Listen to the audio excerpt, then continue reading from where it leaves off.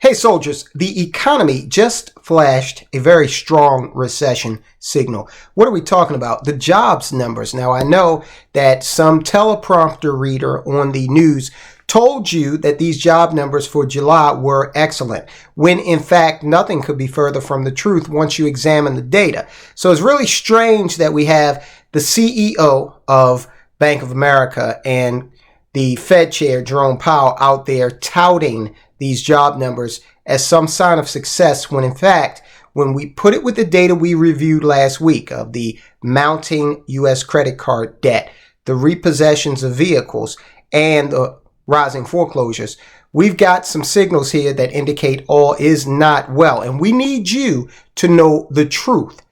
You've got to know what's really going on out there. Otherwise, you might not make financial moves that are commensurate and in line with your actual financial success. So we're going to get into this today, and we're going to talk about what is the big lie. The government has been lying about these jobs numbers, and we have proof of that. This isn't speculation. So we're going to expose what's really going on out there. The other thing we're going to do is we're going to look at this recession indicator. This time it's the jobs numbers, and we're going to go through those and tell you exactly what's really going on. Then we're going to tell you what kinds of jobs are being created. Once we do all that, then you will be able to take a look at those reports about those job numbers, and you'll be very suspicious about all of the data that is coming out of the United States government. So here we go. Let's start with this guy, Brian Moynihan. He is the CEO of Bank of America. Now, he's out there saying that the bank has reversed its recession prediction amid strong jobs and spending. Let's take spending first because we're going to get into jobs. We already covered the fact that Americans have $1 trillion in credit card debt right now. Now imagine the interest payments on that when you consider that the average interest on a credit card today in America is 24%. So he's saying that he's seeing strong spending. What you're seeing, Moynihan, is inflation.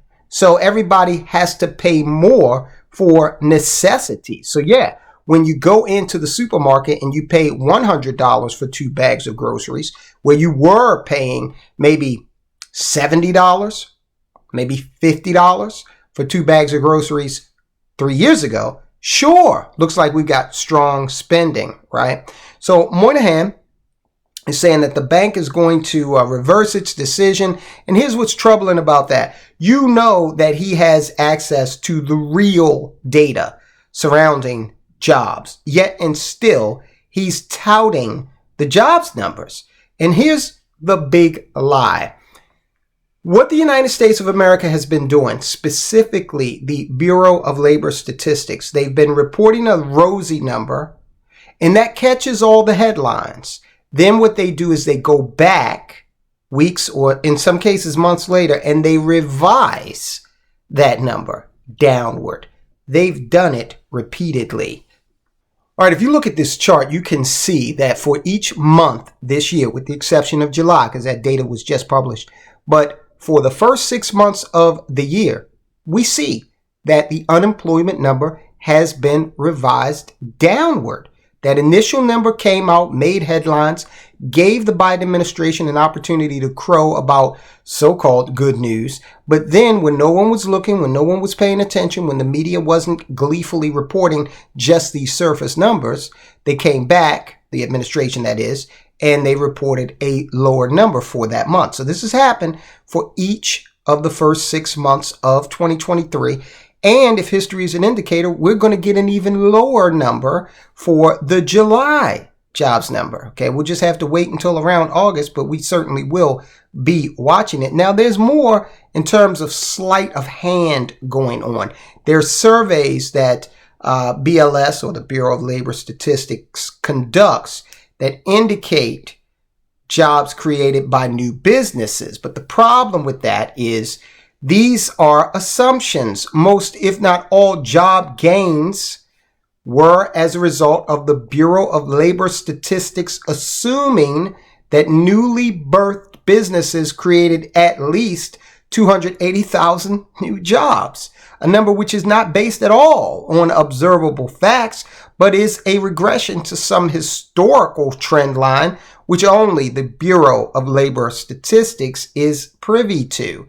Unfortunately, it gets much worse because while the establishment survey only looks at jobs quantitatively, the household survey, which again was stronger this month, also looks at the quality of jobs gained or lost. So that's the big lie. They are, and you know for a fact, I mean, I certainly hope the guy's getting paid tens of millions of dollars. Are you trying to suggest to me that the CEO of Bank of America has not delved into these numbers like we're doing right now?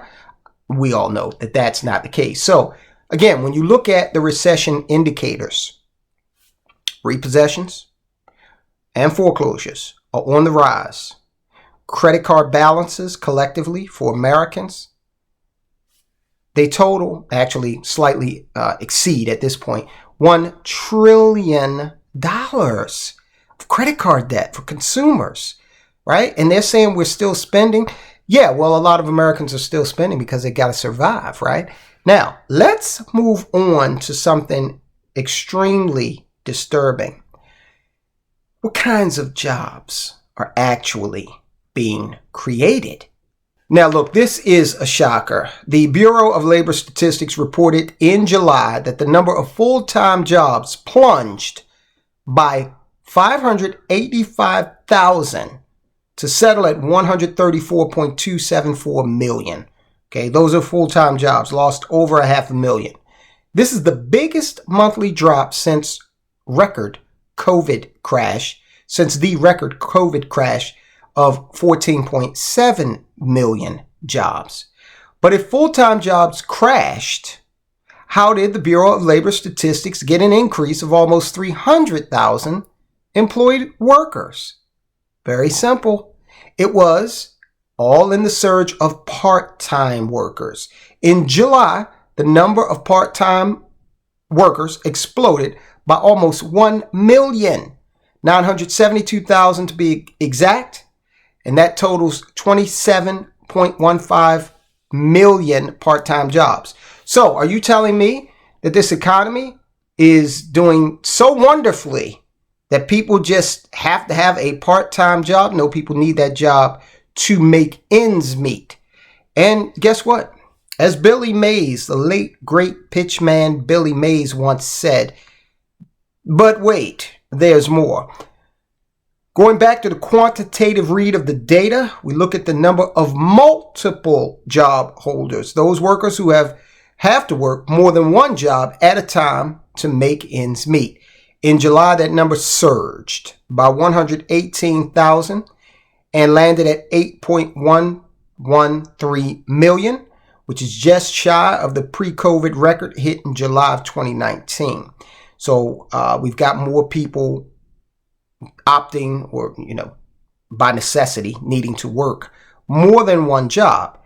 Put it all together, if one believes the headlines, in July, the U.S. added 187,000 jobs to the payrolls, and the number of employed workers rose by 268,000. However, taking a closer look at the composition of the data, we find that in July, this is what happened. This is a summary of it. The number of well-paid full-time workers collapsed by near 585,000, offset by 972,000 surge in part-time workers. As for the balance, it was the 118,000 people who discovered last month that to keep up with the economic miracle that is Bidenomics, they need to work at least one more job. These are not rosy numbers. No matter what the media and the government does to try to burnish these and make them look positive, once you drill down just a couple of layers, you find that it's actually not positive at all. In short, July was a catastrophic month for the jobs market, which is why we expect the usual theater, nonstop spin, and lies from the Biden administration and not a single relevant question from the liberal media, whose job it is to educate,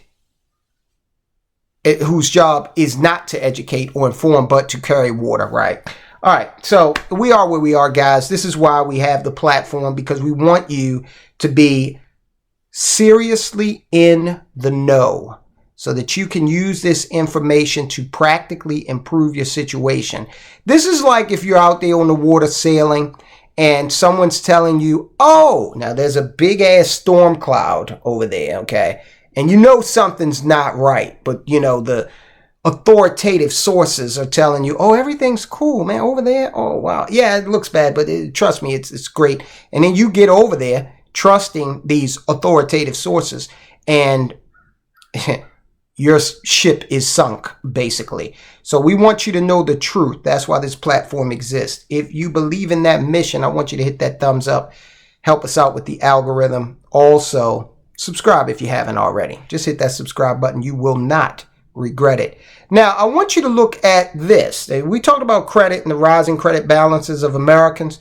Well, the U.S. credit rating for the country has been downgraded. That affects you. Check it out on that video right there. Guys, I'll talk to you soon.